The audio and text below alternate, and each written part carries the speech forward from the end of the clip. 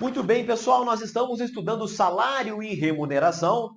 E um dos aspectos importantes de serem estudados, de serem considerados, diz respeito à equiparação salarial. Mas antes de mais nada, né, Daldi, exatamente o que é essa história de equiparação salarial? E amigos, é o seguinte, imagine só, a gente colocou aqui na tela uma pequena figura, mas imagine aí na sua mente dois empregados, tá legal? Dois empregados que são colegas de trabalho. Imagine só, dois empregados que são colegas de trabalho desempenham exatamente a mesma função, eles trabalham ali lado a lado. Né? Eles foram admitidos juntos, na mesma data. Ambos possuem ali um trabalho com o mesmo rendimento, né? A mesma produtividade. Trabalhos que possuem a mesma qualidade técnica. Né? Mas o problema é que nós temos de um lado o empregado, que é o José, tá legal? E do outro lado nós temos o empregado, que é a Maria. E o que acontece? O José, amigos, ele ganha mais do que a Maria. Muito embora desempenhe a mesma função para o mesmo empregador, na mesma localidade, tendo sido contratados ali na mesma época, com a mesma produtividade, tá bem? Inexplicavelmente, o José ganha mais do que a Maria. E equiparação salarial é justamente isso aqui. É um instituto que é criado justamente para conferir isonomia no que tange, no que toca ao salário, à remuneração dos empregados em geral. Legal? Então, equiparação salarial é o que a Maria vai poder, né, pleitear, vai poder requerer a fim de que o salário dela seja equiparado ao salário do José. Legal? Então, em síntese, é isso. É justamente a isonomia, a equidade quando a gente fala no salário, na remuneração dos empregados. Tá legal? E nesse sentido, nós temos, né, é importante que a gente conheça quais são os fundamentos constitucionais e os fundamentos seletistas quando a gente fala em equiparação salarial.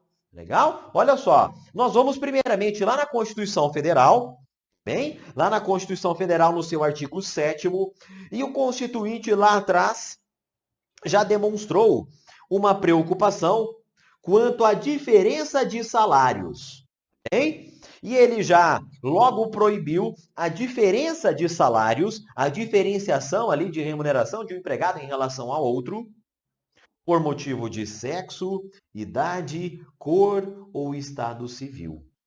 Legal? Então a gente foi lá no texto constitucional para a gente perceber qual é realmente, né, o espírito aqui do legislador, do constituinte, ao proibir a diferença de salários. Legal? Então aqui é realmente a preocupação do constituinte em não haver discriminação no mercado de trabalho, sobretudo no que toca aos salários. Bacana? Isto consta lá no texto constitucional, lei desde 88. Mas vejam só, nós temos aqui também o fundamento legal, o fundamento que consta da CLT. E isto consta lá no artigo 461 do texto seletista. Nós vamos dar uma passada aqui, né, nesses dispositivos, tá legal? E na sequência nós vamos detalhando os vários aspectos, os vários pressupostos para que realmente possa ocorrer a equiparação salarial. Legal? Olhem só, comigo aqui na tela. Então diz lá o legislador seletista que, sendo idêntica a função, tá bem? Desempenhando ali exatamente a mesma função, o que ocorrerá é que a todo o trabalho de igual valor, prestado ao mesmo empregador, agora após reforma trabalhista, no mesmo estabelecimento, corresponderá, vejam só, igual salário, salário equiparado, sem distinção de sexo, etnia, nacionalidade ou idade. Legal? Então, aqui no artigo 461 da CLT, nós temos efetivamente o fundamento para que não ocorra a discriminação salarial, para que ocorra a equiparação salarial entre empregados que desempenham exatamente ali a mesma função. Legal? Percebida aí a lógica, né? A lógica aí da equiparação salarial, o que vocês vão notar? Que o grande foco aqui das questões de, né, e também das disposições legais e jurisprudenciais, quando a gente fala em equiparação salarial, diz respeito aos requisitos que eu tenho que observar, né, aqueles parâmetros que vão ser observados quando eu vou comparar um empregado com outro empregado. Então é o seguinte, amigos, eu vou retornar aqui no slide anterior, né? Imagine só, nós temos aqui de um lado o José, tá bem? Do outro a Maria. Muito bem, a Maria está se sentindo injustiçada e ela está pleiteando judicialmente, bem, o recebimento do mesmo salário de José. Inclusive, ela deseja receber aí os últimos 5 anos, essas diferenças salariais dos últimos 5 anos.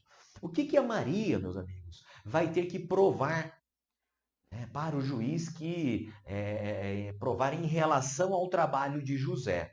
Legal? O que nós estudaremos de agora em diante são justamente esses pressupostos, esses requisitos que a Maria deve comprovar para que ela faça jus, para que ela tenha direito ao mesmo salário que é pago ao José. Bem, então nós vamos estudar, nós vamos centrar aqui os nossos esforços justamente nesses requisitos da equiparação salarial. Mas antes disso, olhem só, tem uma questão terminológica que é importante que nós trabalhemos juntos aqui. Tá bem? Olha só, aqui eu tenho a Maria, né, e o José. E o que acontece é que a Maria deseja receber o mesmo salário de José. Então, a legislação, a jurisprudência, a doutrina, vão lá e chamam o José de empregado paradigma. Legal? O José, amigos, ele é aqui o nosso paradigma. É em relação ao José, é em relação ao salário e a função, né? Todos os atributos aí do emprego do José, e que a Maria deve se comparar. Legal? Buscando receber esse mesmo salário, buscando equiparar o seu salário ao salário do paradigma. Tá legal? Por outro lado, muitas vezes aparece em prova também a terminologia aqui que é aplicável àquele que está pleiteando a equiparação salarial. E é o paragonado. Paragonado aqui, no caso, a paragonada, né?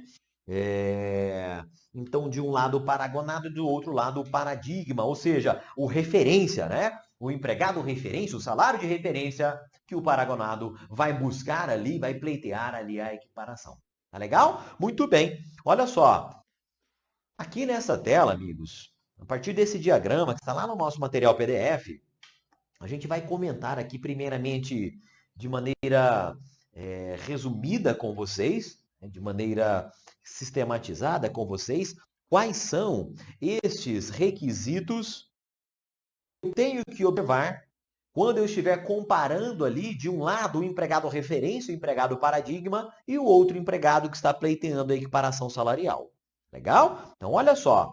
Eu só posso falar em equiparação salarial quando presentes aqui esses requisitos. Quando eu estiver diante de dois empregados que desempenham função idêntica, tá bem? Função idêntica. Eles, né, óbvio, eles têm que trabalhar para o mesmo empregador, tá bem? Então, né, não posso, né, quem trabalha para o empregador A, ele não pode buscar o salário que o empregador B paga para os seus empregados, né? Cada empresa, ela tem ali o seu plano de cargos, né? A sua forma de remunerar os seus empregados. Então, a equiparação salarial ocorre sempre entre empregados de um mesmo empregador. Após a reforma trabalhista, além de trabalharem na mesma localidade, tá? Passou-se a exigir também que eles laborem no mesmo estabelecimento, tá bem? Então, eles são efetivamente colegas de trabalho, trabalham ali no mesmo local. Olha só, além disso, só posso falar em equiparação salarial quando os dois, né, ambos os empregados apresentarem a mesma produtividade, a mesma perfeição técnica, bem? Então, os trabalhos aqui de ambos os empregados, eles são praticamente equivalentes. Legal? Olha só, Imagine que eu tenho um empregado que foi contratado muito antes do outro, né? E o empregado que está lá há muitos anos na empresa, ou que está naquela função há muitos anos, é natural, amigos, vou passar aqui para a câmera, é natural que alguém que foi contratado há muito mais tempo, ele receba realmente um salário mais caprichado do que outro que foi contratado recentemente. Legal? Então, nesse sentido, é importante que seja avaliada a diferença de tempo entre os dois empregados, tanto na função específica que ele está desempenhando, como também no próprio emprego. Bem? Adalde, qual que é a diferença aí de tempo na função, tempo no emprego? Meus amigos, tempo no emprego, né? O tempo ali de carteira assinada, é o tempo que você está prestando serviços àquele empregador. Agora, muitas vezes você foi contratado ali inicialmente como auxiliar administrativo, tá? Amanhã você está trabalhando lá como auxiliar contábil, depois de amanhã você vai trabalhar ali como, enfim, vai trabalhar ali em outra unidade, vai trabalhar como encarregado ali do almoxarifado, né? Então você pode ter a sua função alterada ao longo da sua vida de trabalho, ao longo da sua vida laboral naquela empresa. Legal? Então, o que é importante aqui para a equiparação salarial? São os dois tempos.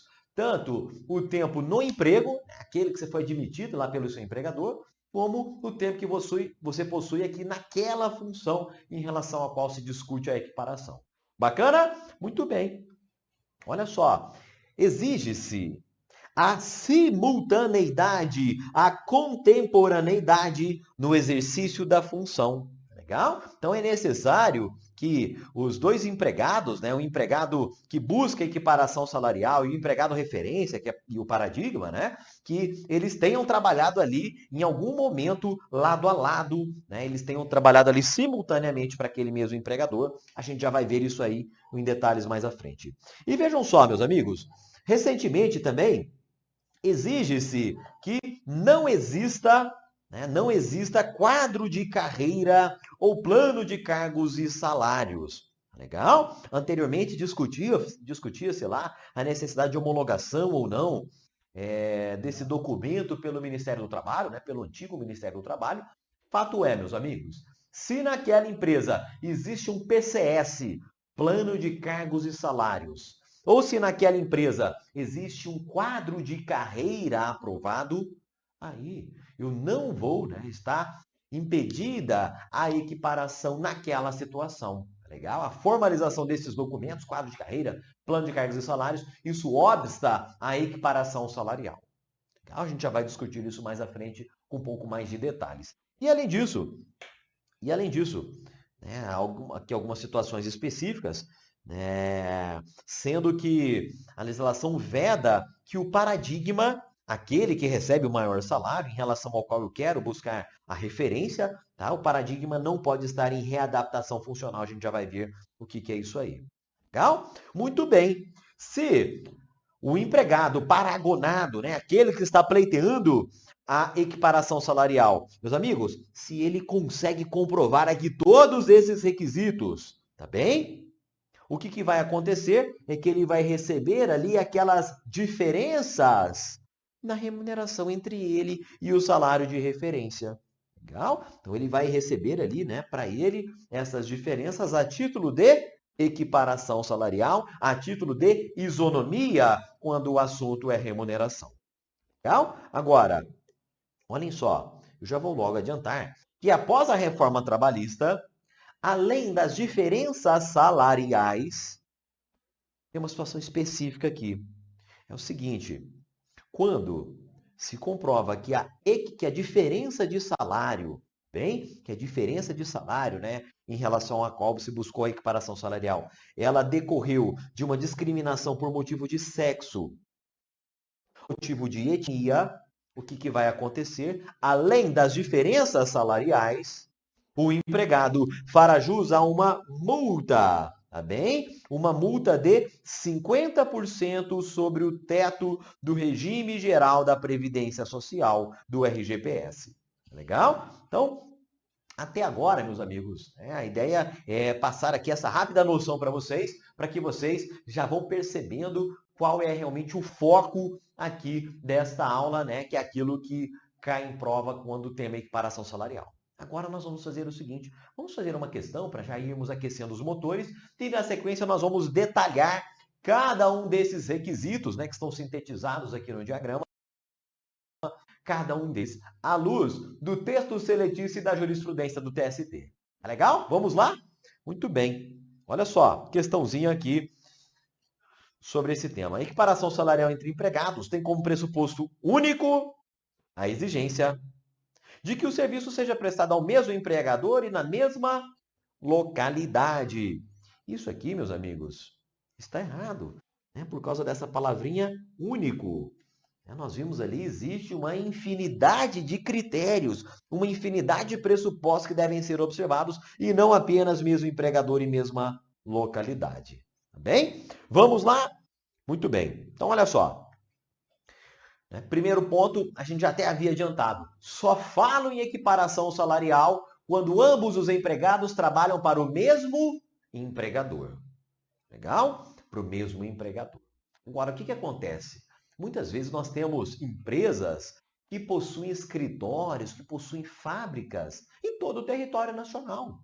Tá bem? Então, eu tenho ali fábricas, por exemplo, né? Tem lá uma fábrica, uma unidade lá no interior do Mato Grosso, bem? E essa mesma fábrica, essa mesma empresa, ela tem também uma fábrica ou um escritório lá no município, no centro de São Paulo.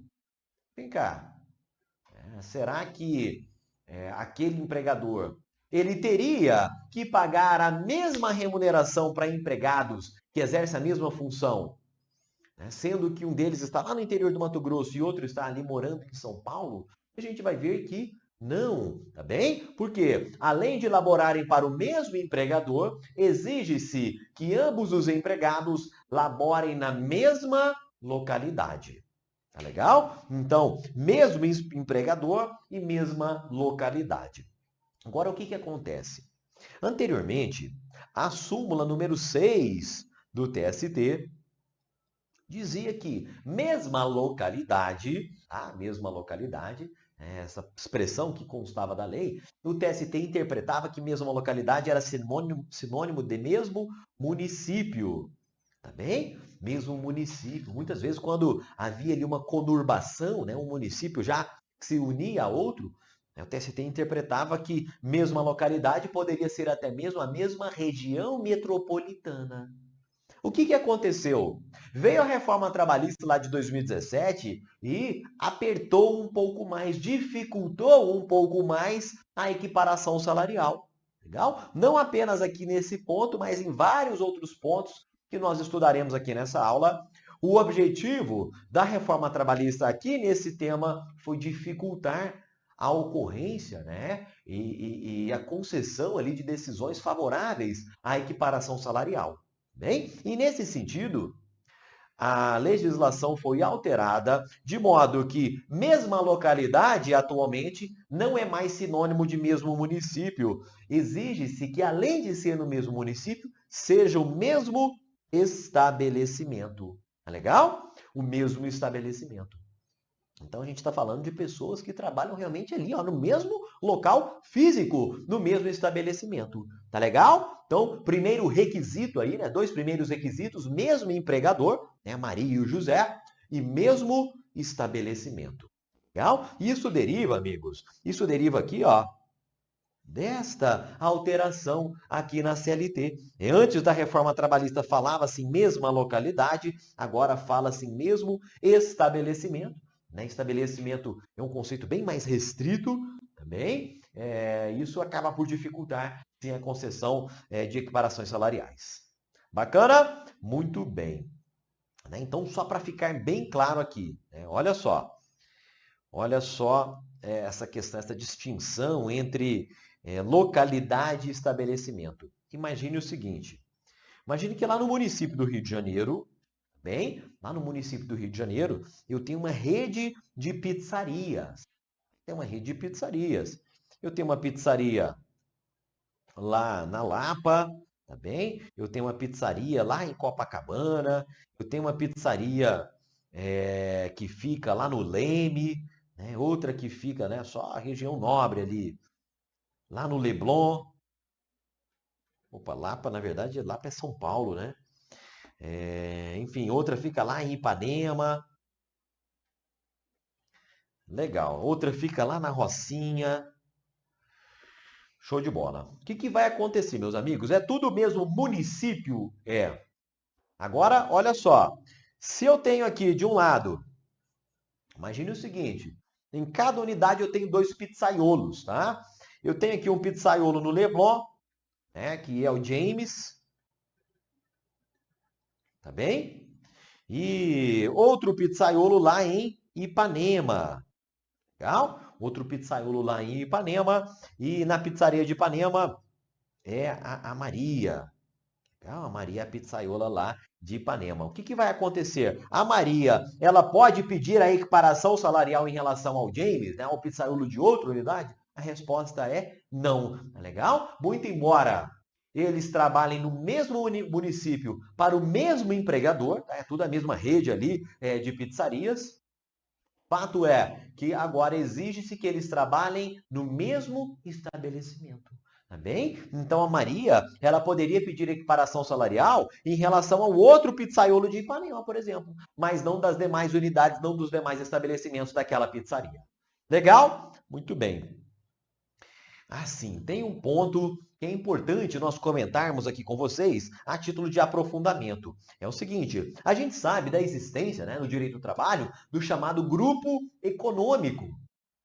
São situações de empresas, de pessoas jurídicas distintas, tá bem? Que a legislação acaba considerando que elas formam ali um grupo econômico.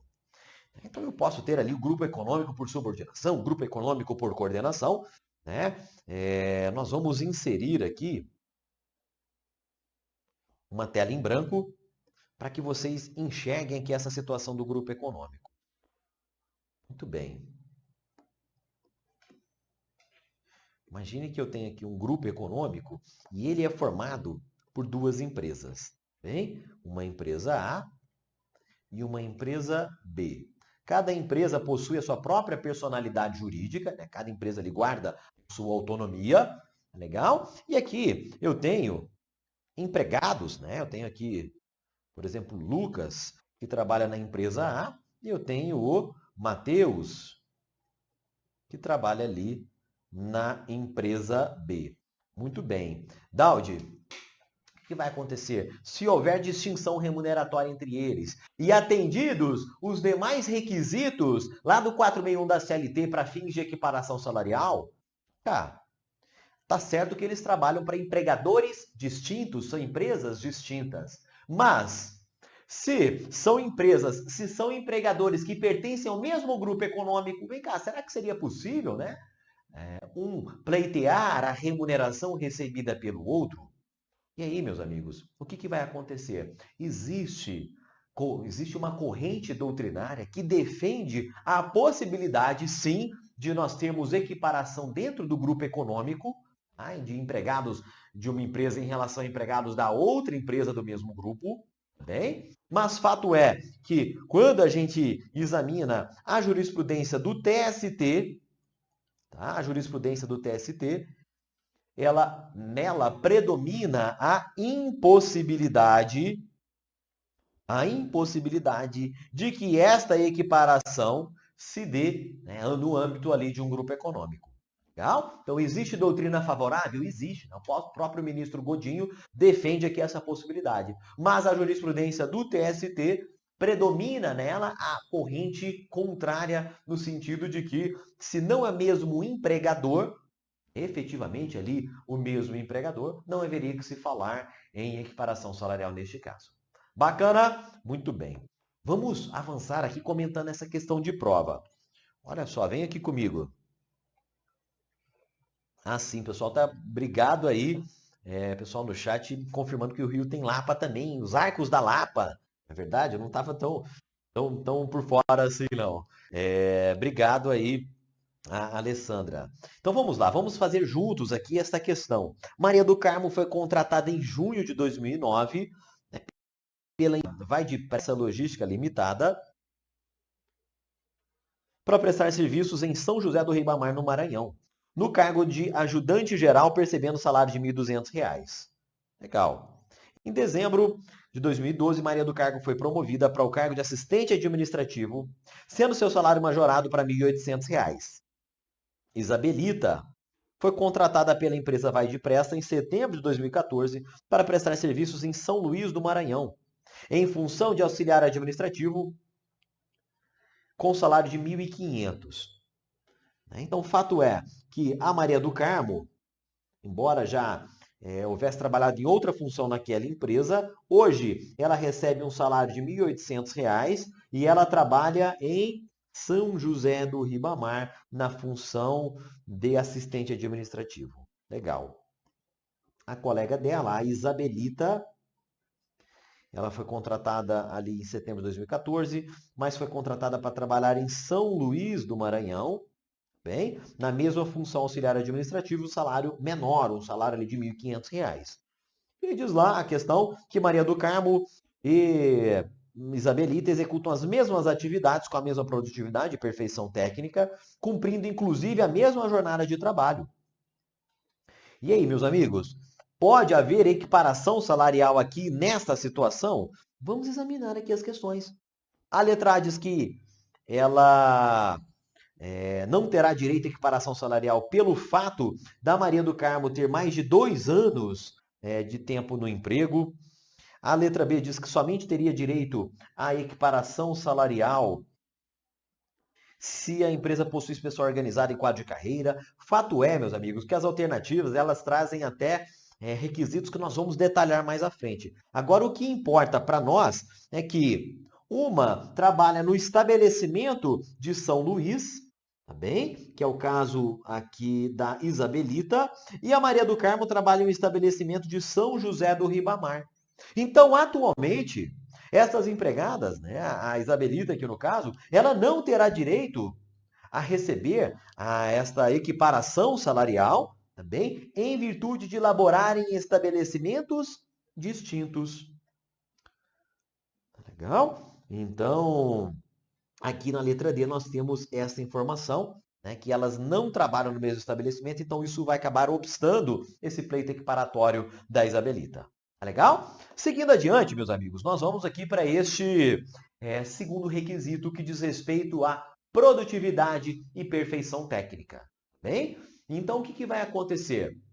Eu só posso pleitear o recebimento do mesmo salário, da mesma remuneração que outro empregado, se de algum modo eu conseguir comprovar que o meu trabalho tem o mesmo valor do trabalho desempenhado pelo outro empregado. Legal? Até a própria CLT diz lá, né? Trabalho de igual valor.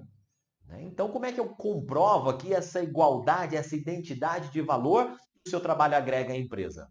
Sob 2 parâmetros, tá legal? Sob um parâmetro qualitativo, perfeição técnica, e sobre um parâmetro quantitativo, que é justamente a produtividade. Bem? Então, para que ocorra efetivamente a equiparação salarial, deve haver aqui uma equivalência em termos de produtividade e perfeição técnica entre o empregado que está pedindo ali a equiparação e o empregado de referência, o empregado paradigma.